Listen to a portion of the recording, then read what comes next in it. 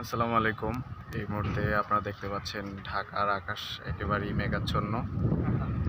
আমি এবং আমার বন্ধু আমাদের যেই বিল্ডিং রয়েছে সেটার ছাদের উপরে দাঁড়িয়ে মেঘের ভিউটা এনজয় করতে পারছি। তো দেখতেই পাচ্ছেন আসলেই খুব সুন্দর একটি দৃশ্য।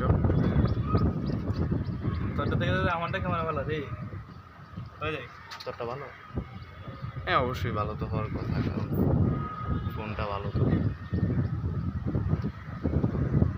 মামা আসলে দারুণ লাগতেছে। বাতাস